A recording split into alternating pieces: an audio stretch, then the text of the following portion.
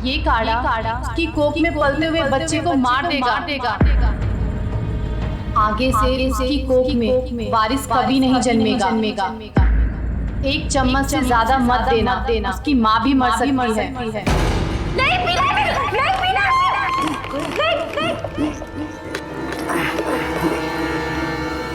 हर अपराधी का अपराध करने के पीछे कोई ना कोई मकसद जरूर होता है। फिर ये व्यक्ति किस इरादे से इस महिला के अजन्मे बच्चे की हत्या कर देना चाहता था? नहीं पीना। नमस्कार, सावधान पंजाब फाइट बैक नाउ में मैं सौरभ राज जैन आपका स्वागत करता हूं। पंजाब के एक गांव में एक महिला मां बनने वाली थी। उसके बच्चे के रूप में उस मां और उसके परिवार में खुशियां आने वाली थी। फिर ऐसा क्या हुआ कि कोई व्यक्ति उस अजन्मे बच्चे की हत्या कर देना चाहता था। आखिर एक बच्चा जो अभी तक इस दुनिया में भी नहीं आया था, उसकी किसी से क्या दुश्मनी हो सकती है? क्या था इसके पीछे का सच? आइए जानने के लिए देखते हैं पंजाब की ये सनसनीखेज वारदात।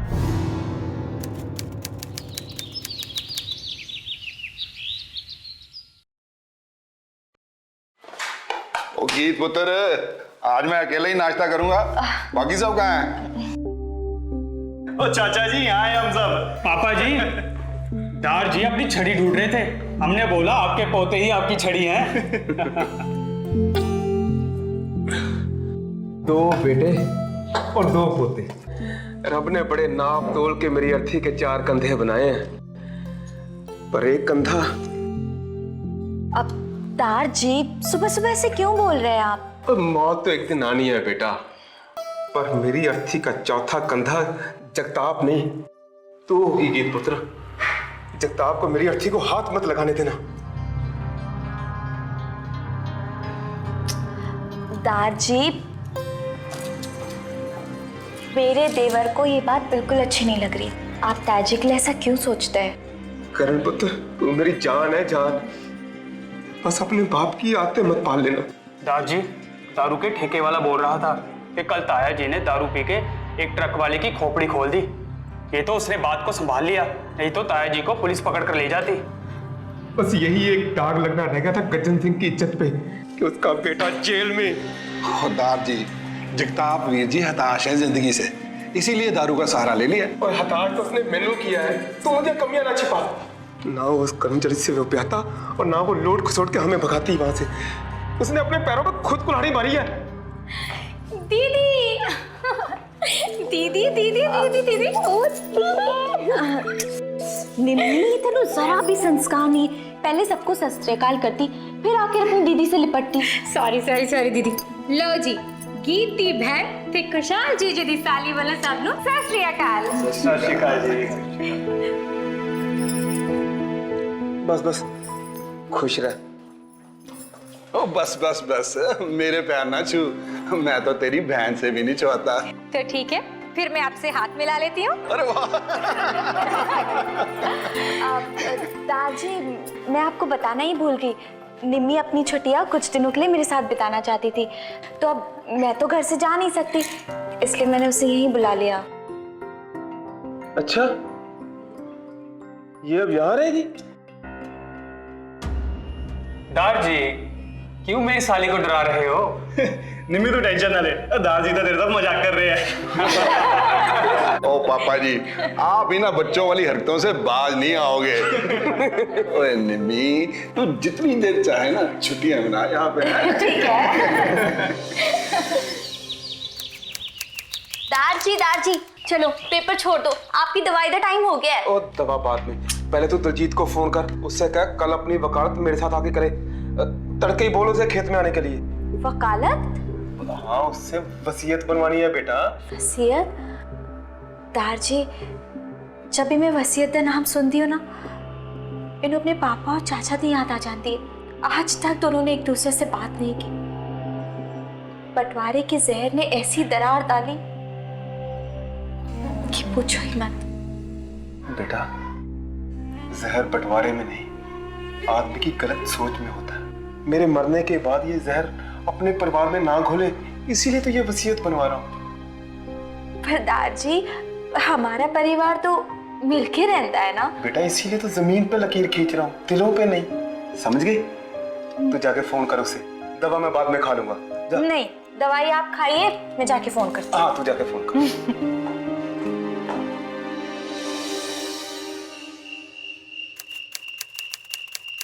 ओ गीत, ओ मेरा बाम तो ले आ पुत्र। ये लीजिए आपका बाम। निमी तू, तेरी दीदी कहाँ है? वो दारजी को मक्खन लगा रही है और मुझे आपको लगाने के लिए भेज दिया। मक्खन? अरे वो दारजी का सिर दबा रही है। वो क्या है ना कि आजकल के जमाने में अगर बहू सेवा करे तो ससुराल वाले तो यही कहेंगे ना कि कहीं उनकी बहू उन्हें मक्खन तो नहीं लगा रही। और तेरी दीदी तो बहुत सेवा करती है हम सबकी। चलो तसल्ली हुई है सुनकर कि आप मेरी दीदी के बारे में अच्छा सोचते हो। तू क्या सोचती हम तेरी दीदी को प्यार नहीं करते? ओए वो तो हम सबकी बहुत लाडली है। हाय रब्बा, काश मुझे भी ऐसा ससुराल मिल जाए। ये पीठ की बाम है, आप खुद लगा लोगे? आप बोलो तो मैं लगा दूं, लेकिन आपको इसके बदले में मुझे कुछ देना पड़ेगा। वो क्या है ना कि निम्मी फ्री फंड में कोई काम नहीं करती। अरे जो चाहिए ले लियो, पहले बाम तो लगा है। चलिए।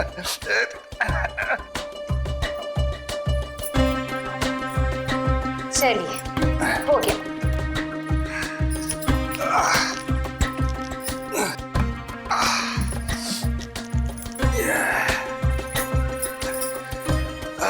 चल हो गया ना, बहुत बहुत शुक्रिया तेरी सेवा के लिए। तो दीजिए फिर सेवा का मेवा 1000 रुपए। बाम लगाने के 1000 रुपए? अरे क्या कर रही है तू? ये क्या, पर्स में सिर्फ इतना कैश? अरे 500 रुपए। ठीक है, मैं आज इसी से काम चला लेती हूँ, पर बाकी के 500 रुपए आपकी तरफ उधार है। हाँ, ये लीजिए। तेरी बात सुन। चली ना हुए था।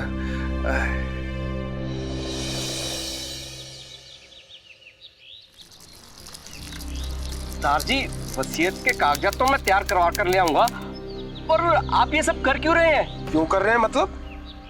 तेरे से फ्री में थोड़ा काम करवा रहे हैं, पैसे देने तेरे को। जल्दी से टाइप करवा के लेके आ। ओह, आप तो नाराज हो गए। मैंने तो बस वैसे ही बोल दिया था। ठीक है, मैं 2-4 दिन में वसीयत के कागजात तैयार करवा के ले आता हूँ। हाँ ले आओ।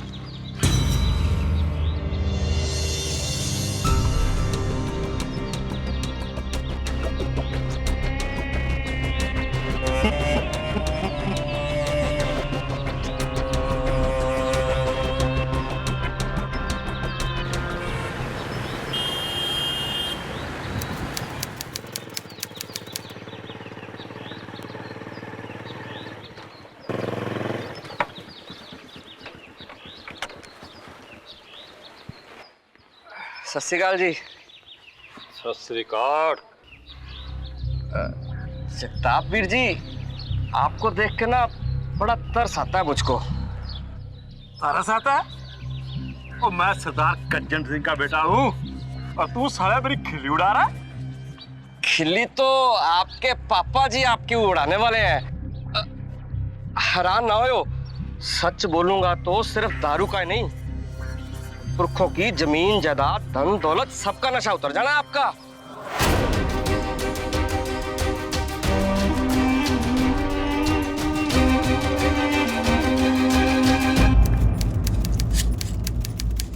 इस एल्बम में आपकी वाइफ की फोटोज बहुत कम है। लगता है आप उनसे प्यार नहीं करते। निम्मी, जो मन में आता है बोल देती है। ऐसे नहीं बोलते पुत्र, ऐसी बातें नहीं करते। सॉरी। अरे ये देखिए, ये आपके बड़े भाई साहब है ना? पापा जी बाहर निकलो। एक चंगा नहीं कीता मेरे नाल तुसी। मेरे साथ इतना बड़ा धोखा। बाहर निकलो पापा जी। ओए नशेड़ी, क्या ड्रामा लगा रखा तूने? ड्रामा तो मेरे साथ हुआ है पापा जी। मैं आपका बड़ा बेटा हूँ और जायदाद में से 85% इस छोटे प्रताप को दे दिया आपने। ओए किसने बताया तुझे वसीयत के बारे में? किसने भरे तेरे कान? कान नहीं, दिल भी भर गया था मेरा जब उस वकील ने मुझे बताया कि पापा जी की जायदाद में से सिर्फ 15% मिल रहा है। एक बात कान खुलकर सुन लीजिए पापा जी, अगर बंटवारा सही नहीं हुआ तो इसी चौखट पे जान दे दूंगा मैं। ओए चुप कर तू। ओए गीत पुत्र, फोन लगा जरा दलजीत को। पूछूं जरा मैं, किससे पूछ के बताया उसने जगताप को वसीयत के बारे में? दारजी, वो जगताप वीर जी को कोई गलतफहमी हो गई है। अब मैंने उनको 15 नहीं 50% कहा था, 50%। बस सुना,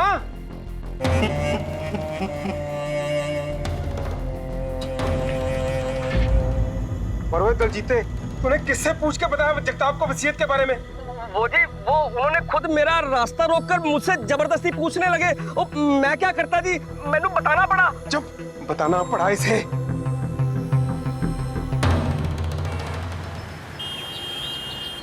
अरे गीत, पराठे ला ना। ला रही हूँ। ये लीजिए निम्मी की स्पेशल लस्सी। अरे वाह वाह वाह वाह वाह वाह, थैंक यू। अरे गीत पुत्र, दाची को बोल मैं कागज बना के ले आया हूँ। जी अभी बुला के लाती हूँ। आप लीजिए ना पराठा। आप और लेंगे? ले लीजिए।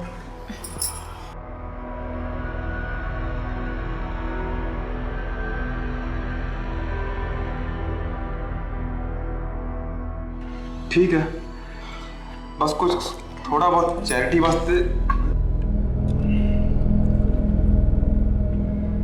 चलो मैं तुम्हें छट के आऊँ। चल पुत्र, चलो। एक और।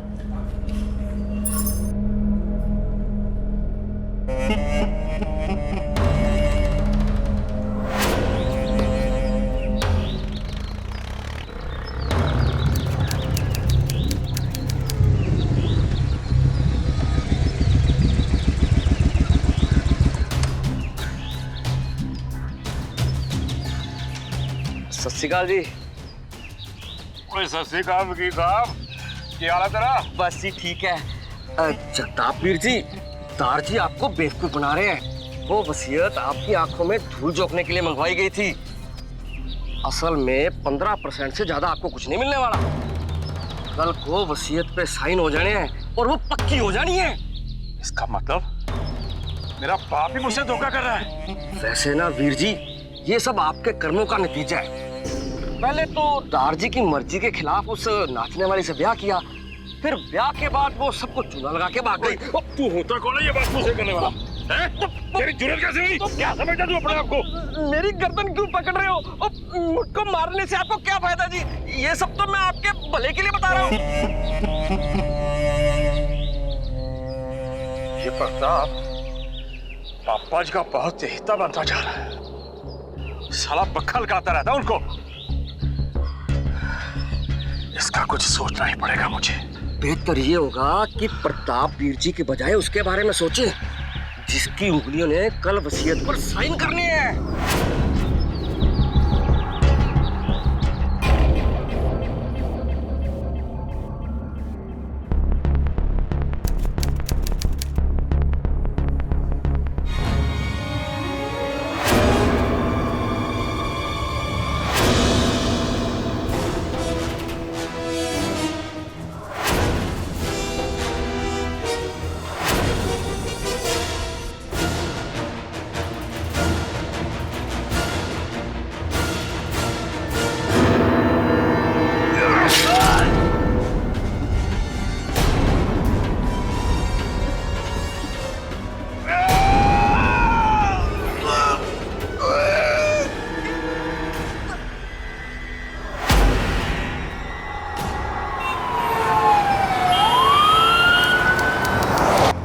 किसी तेजधार हथियार से हत्या हुई है इनकी।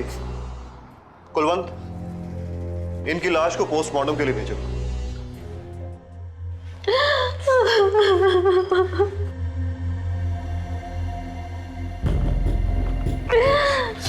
आपको किसी पे शक है?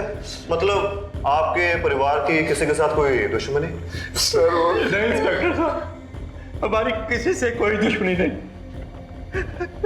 पता नहीं किसने किस इरादे से अपन को मार दिया।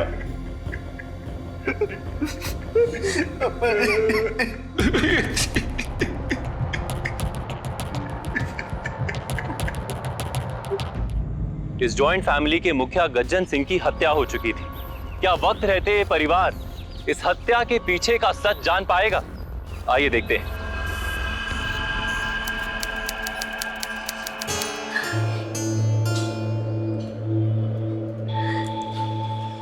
पापा जी, इतने दिनों से आपने ठीक से खाना तक नहीं खाया, ऐसे तो आपकी तबीयत खराब हो जाएगी।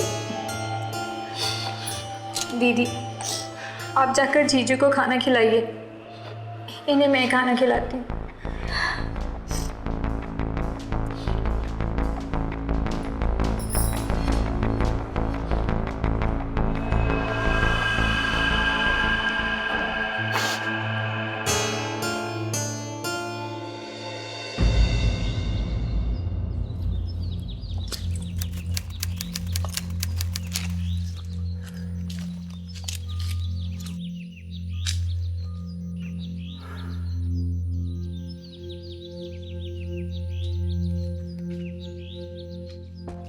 करण किथे देख नहीं रहा मैनू। पता नहीं।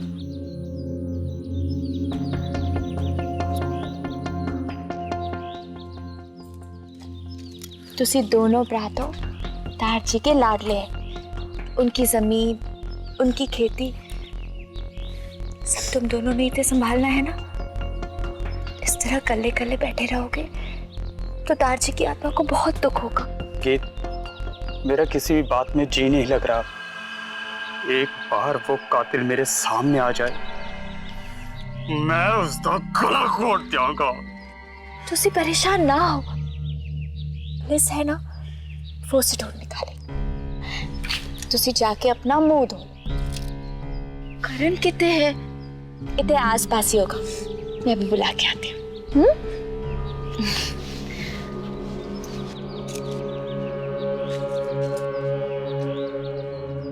करण, करण,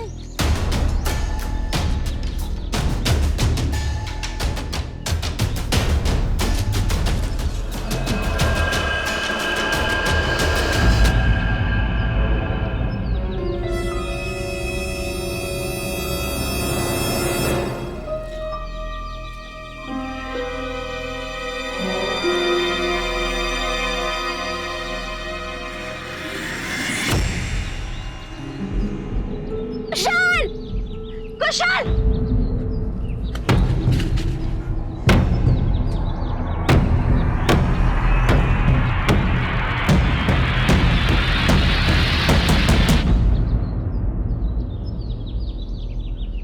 हो सकता है कि इस कुर्ते का ताल्लुक उस कातिल से हो।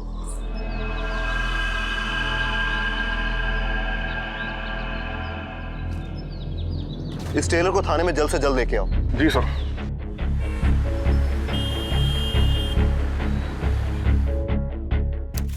सर यही है वो टेलर।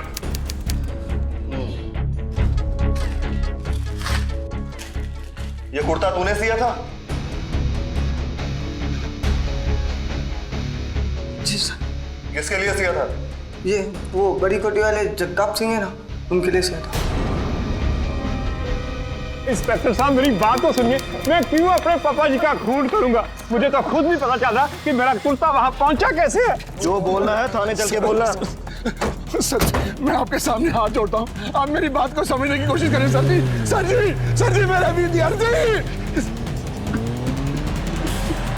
विशाल, विशाल, तेरे ताया जी कितने भी बुरे हो, लेकिन वो पापा जी को नहीं मार सकते। हमें वीर जी को जेल से छुड़ाना होगा।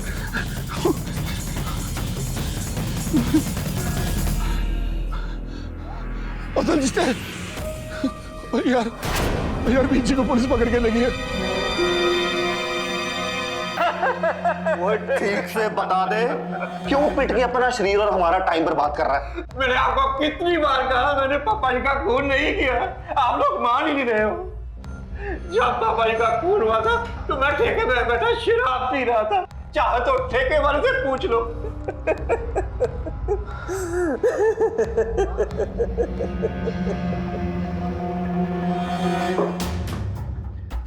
जरा क्रॉस चेक करो, ये वाकई ठेके पे था या झूठ बोल रहा है? Okay sir.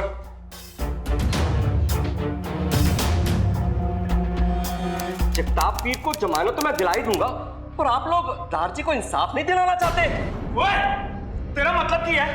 मतलब क्या है तेरा? हैं? पापा जी ने दारजी को मारा, ये कहना चाहता तू? मैं तो बस एक अंदाजा लगा रहा था। उनका कुर्ता ढूंढकर जेल में पहुंचाने वाले तो तुम्हारा भरा कुशाल और परजाई गीत थे तो तुम मुझ पर इतना गुस्सा क्यों निकाल रहे हो? करण माना कि कुर्ता ताया जी का था, पर मेरा मन कहता है कि वो बेकसूर है। बेकसूर? तो जीजी सही कह रहे हैं, ताया जी नफरत करते थे दार जी से।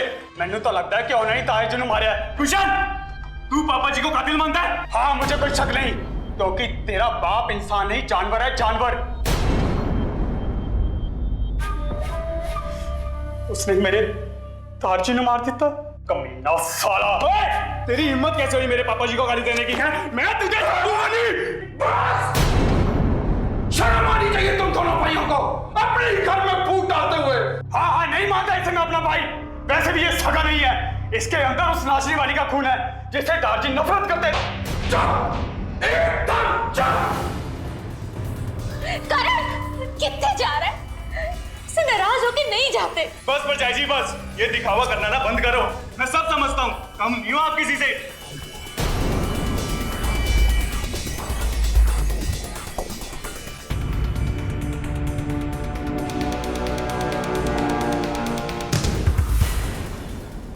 ओए ओए रब्बा, ये क्या हो गया? क्यों बिखेर के रख दिया इस घर को? जब भी मैं वसीयत नाम सुनती हूँ ना, इन्हें अपने पापा और चाचा की याद आ जाती है। आज तक दोनों ने एक दूसरे से बात नहीं की। बेटा, जहर बंटवारे में नहीं, आदमी की गलत सोच में होता है। मेरे मरने के बाद ये जहर अपने परिवार में ना घोले, इसीलिए तो ये वसीयत बनवा रहा हूँ। पर दारजी, हमारा परिवार तो मिलके रहता है ना बेटा, इसीलिए तो जमीन पे लकीर खींच रहा हूँ, दिलों पे नहीं।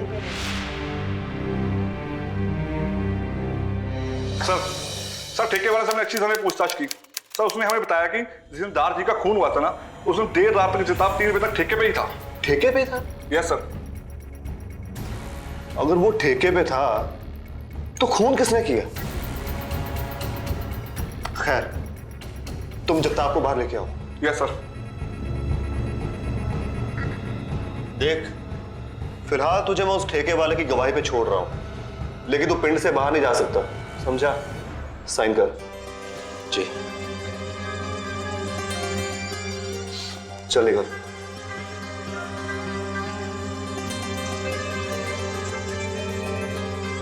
नजर रख इस पे। Okay sir.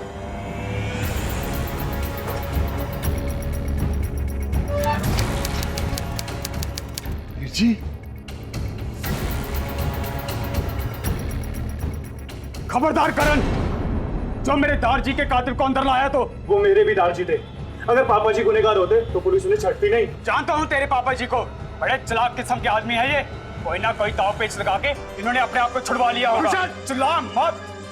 दारजी नफरत करते थे इस इंसान से। ये आदमी हमारे साथ इस घर में नहीं रह सकता, समझा? वाह प्रताप वाह, क्या पढ़ा कर तैयार किया है अपने बेटे को। लेकिन मैं भी देखता हूं मुझे इस घर से कौन निकालता है। वीर जी, आप कुशल की बात का गुस्सा मत करो, मैं समझाता हूँ ना इसे। नहीं पापा जी, इनके साथ रहकर हम अपनी इज्जत नहीं कटाएंगे। ये सब के सब आपको तारजी का कातिल और मुझे कातिल का बेटा समझते हैं। अब हम इस घर में 1 मिनट भी नहीं रुकेंगे। नहीं पुत्र, ऐसी कोई बात नहीं बेटा। बस बस चाचा जी, बस आपकी हमदर्दी की और हमें कोई जरूरत नहीं है। हम खेत में जाके बरसाती में रह लेंगे, लेकिन इस कार के अंदर बिल्कुल नहीं रहेंगे। नहीं करण, ये क्या बोल? ठीक है करण, हम यहां नहीं रहेंगे, लेकिन एक बात साफ कर देता हूं, जमीन का एक टुकड़ा भी तुम्हारे नसीब में नहीं होने दूंगा। इस घर में तुम रहोगे और पापा जी की सारी जमीन मेरी होगी। दादाजी, तू चुप कर छोटे, जो कहा है करके दिखाऊंगा। इसे या तो मेरी धमकी समझ या फिर मेरा पागलपन। चलो जी,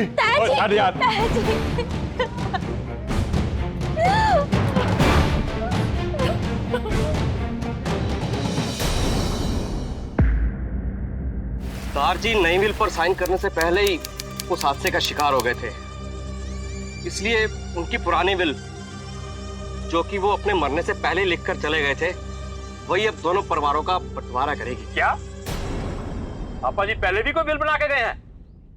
मुझे तो ये सारी प्रताप की चाल लगती है, जिसमें मुझे 15% और इसको 85% मिलने वाला था।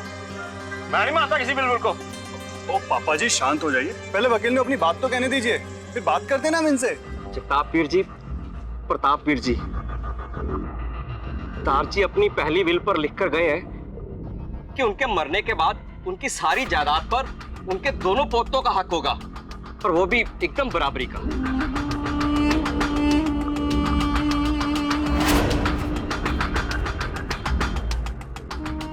देख लिया वीर जी, पापा जी ने हम दोनों बेटों का नहीं बल्कि अपने पोतों के बारे में सोचा है। अब तो आपको खुश होना चाहिए कि आपके कर्ण और मेरे कुशाल दोनों को बराबरी का हिस्सा मिल रहा है।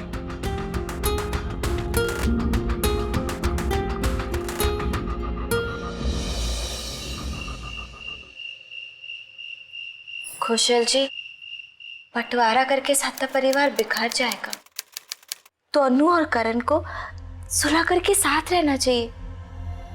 दारजी की खुशी भी इसी में थी।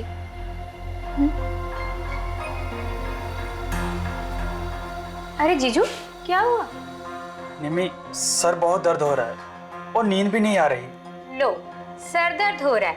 अरे मेरे पास सर दर्द की बहुत अच्छी दवाई है, उसे खाते ही आपको गहरी नींद आ जाएगी। मैं वो लेकर आती हूँ।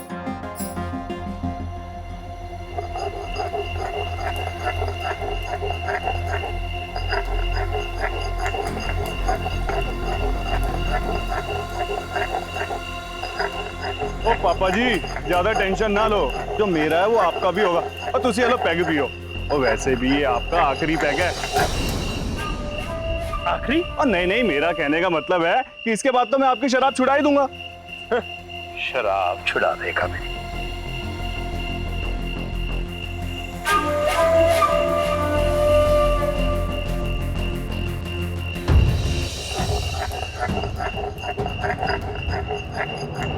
लीजिए जीजू दवाई। अब अगर रेलगाड़ी भी आपके पास से गुजर जाएगी ना, तब भी नींद नहीं खुलेगी। राइट।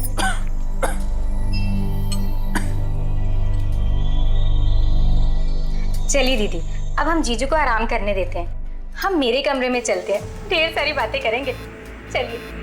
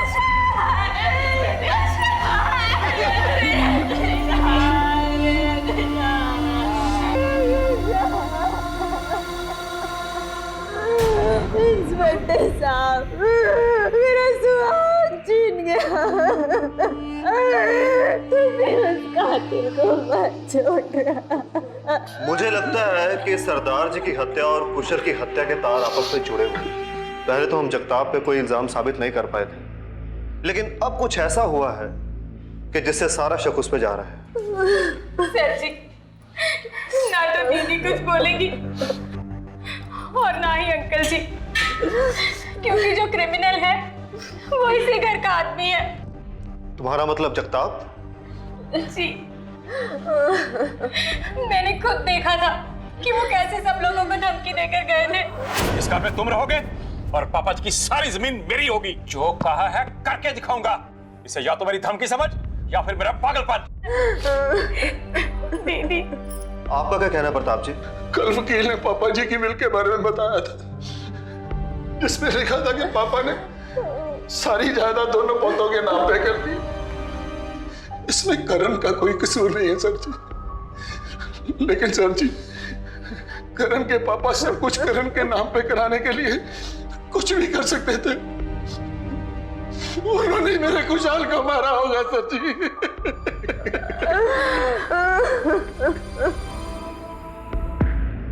क्या दार जी की और कुशाल की हत्या जायदाद के लिए की गई थी, या इसके पीछे कोई और ही राज था? कुशाल की हत्या ने मुश्किल से संभले इस परिवार को एक बार फिर से बिखेर कर रख दिया था। अब यह सवाल खड़ा हो रहा था कि अपराध का यह सिलसिला थमेगा कब, अपराधी बेनकाब कब होगा। मैंने कहा किया है। बात तो सुनिए। इंस्पेक्टर बाबूजी ने कुछ नहीं किया, छोड़ दो यार। हर बार मैं मेरी बात तो सुनिए। तुम्हारा यार तुम्हारी बात तो सुनिए, बाबूजी ने कुछ नहीं किया। ओ यार बाबूजी, इंस्पेक्टर साहब मेरी बात तो सुनिए। इंस्पेक्टर साहब, चाचा जी, धूल में लट घुमाने से ना सिर्फ धूल ही उड़ती है, और मेरे पापा जी को जेल भिजवा के तुम लोगों को कुछ हासिल नहीं होने वाला। कुशल के जाने के बाद तुम लोग कंगले हो गए हो, क्योंकि दार जी की जायदाद का अकेला वारिस हूं मैं। मेरे अलावा दार जी का कोई और पोता नहीं है, समझे आप लोग?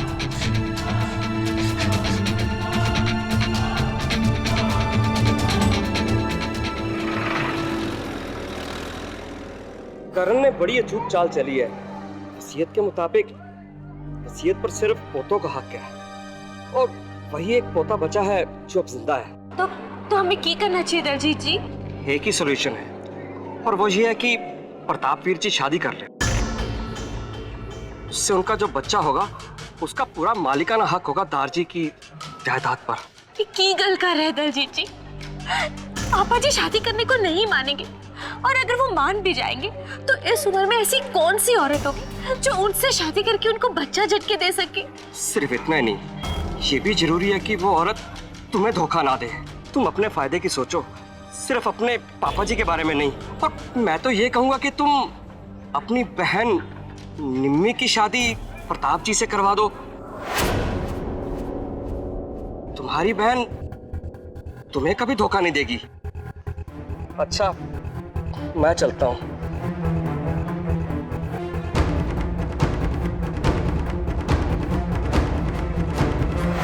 ओए पुत्र, ये तू क्या बोल रही है? मैं और निम्मी से शादी कर लूं? तुसी मेरी गल समझिए पापा जी। अगर दार जी का पुत्र इस दुनिया में नहीं तो सारा हक उस करण का होगा। तुसी मैं हम कैसे रवांगे? पर इस उम्र में शादी करके सारे पिंड में मजाक बन जाएगा मेरा। और वो निम्मी, वो मान जाएगी क्या? अपने फायदे वास्ते थोड़ा मजाक सहन कर लो। और रही बात उस निम्मी दी, मैंने उसे समझा लिया, बस तुसी हाँ कर दो।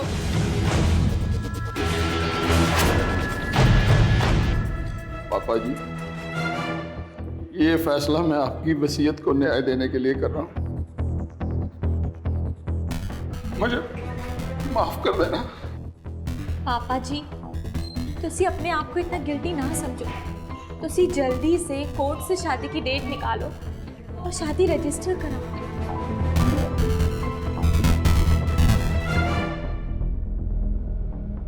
निम्मी,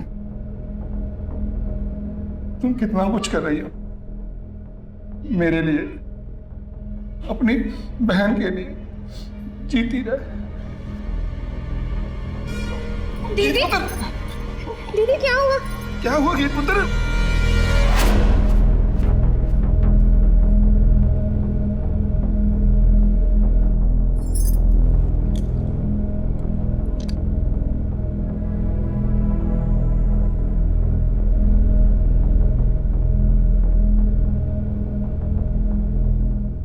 मुबारक हो, आप माँ बनने वाली हैं। ये मैं मेडिसिन लिख देती हूँ, आप ये मंगवा लीजिए और इनको टाइम टाइम पे खिलाते रहिए। Thank you doctor.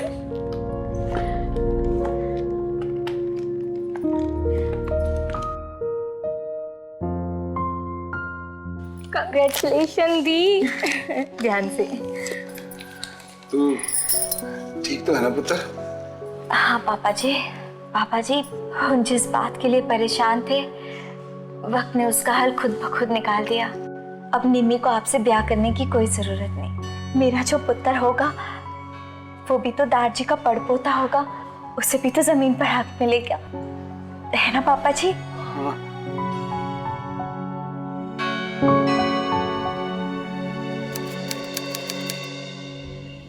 ये काढ़ा उसकी कोख में पलते हुए बच्चे को मार देगा। आगे से उसकी कोख में वारिस कभी नहीं जन्मेगा। एक चम्मच से ज्यादा मत देना, उसकी माँ भी मर सकती है।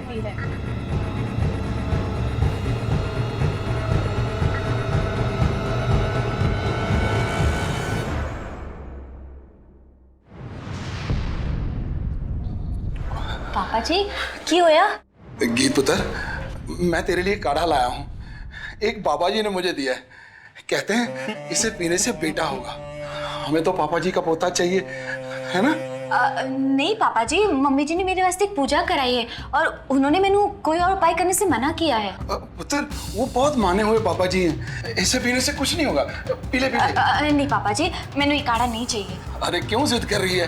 पीले। पापा जी, पर जिद तो आप कर रहे हैं ना, मैंने कहा ना आपसे, मैं ये काढ़ा नहीं पी सकती। अरे क्यों चालाक बनती है तू, हैं?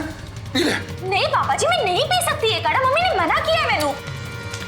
ये क्या कर रहे हैं पापा जी? पापा जी, मैं नहीं पी सकती। कैसे नहीं पिएगी? छोड़ो, नहीं पापा जी, ये मेरी दीदी को मारने की कोशिश कर रहा है। मेरी बहन के साथ शादी करने के सपने देख रहा था तू? हाँ, अरे मैंने तो उसी दिन शक हो गया था जब उस वकील ने मैंने निम्मी की शादी तेरे साथ कराने की बात की थी। अपनी बहन निम्मी की शादी प्रताप जी से करवा दो। पहले तो मैंने वो वकील गलत लगा, पर जब मैंने पता चला कि वो सब तेरे कहने पे कर रहा है तो तुम्हें हैरान रहेगी। वाह दलजीते वाह, ये तो तूने कमाल कर दी। अब गीत की बुद्धि जरूर गुम हो जानी है, हो ना हो वो मेरी शादी निम्मी से जरूर करवाएगी, हैं? चलो ओके, रख फोन, बाद में बात करता हूँ। चाय। Thank you. अरे वाह वाह वाह वाह वाह, कितना ख्याल रखती है तू मेरा, है? फिर मैंने तेरी असलियत जाकर निम्मी को बताई और हम दोनों ने मिलकर तुझे तेरे ही जाल में फांस दिया। उसके बाद मैंने प्रेगनेंसी का नाटक किया और तेरा ये घिनौना चेहरा बेनकाब किया और तुझे इशारा दे दिया कि तू मेरी बहन के साथ शादी नहीं कर सकता है। और उसके बाद मैंने तेरे हर कदम पर नजर रखा। और जब तू उस दाई से ये काढ़ा ले रहा था ना, तब मैं तुझे देख रही थी और मैं फौरन पुलिस के पास गई ताकि तो जैसे इंसान को रंगे हाथ पकड़ा सकूं। सूरत भोली और कर्म ऐसे, अपने घिनौने इरादे के लिए तूने कौन कौन से क्राइम के जल्दी बोल। मैं निम्मी को बहुत पसंद करता था और इससे शादी करना चाहता था। मैं जानता था कि सीधे सीधे तो मेरी शादी निम्मी से नहीं हो सकती, इसलिए मैंने वकील के जरिए जगताप को भड़काया और खुद पापा जी का कत्ल करके जगताप को फंसा दिया।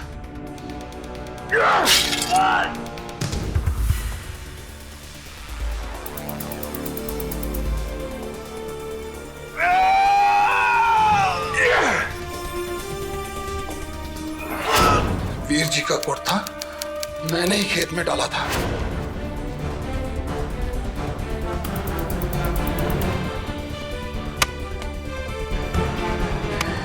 क्योंकि मैं जानता था कि गीत रोज उस रास्ते से कुशाल को खाना देने के लिए जाती है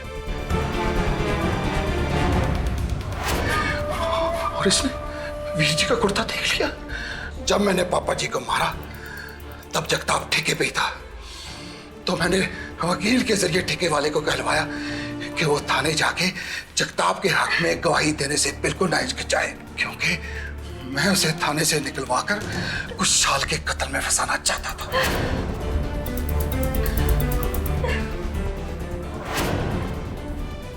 अब वक्त आ गया है कि तू पोतों वाली झूठी वसीयत का झूठा राज खोल दे। ठीक है जी। हाँ, मैंने ही कुशाल को मारा है और शक किया जगताप पे।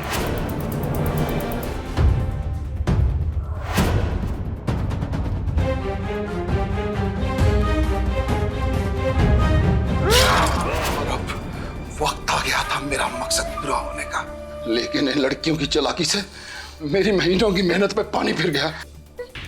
इतना सब करके भी तूने जरा सा भी पछतावा नहीं कि तूने की किया। कैसा बाप है तू? अरे कैसा बेटा है तू? कैसा बेटा है? एक घिनौनी वासना के लिए अपने ही बाप और अपने ही बेटे की जान ले ले। ये बड़ी मैडम, माफ ना करे, माफ ना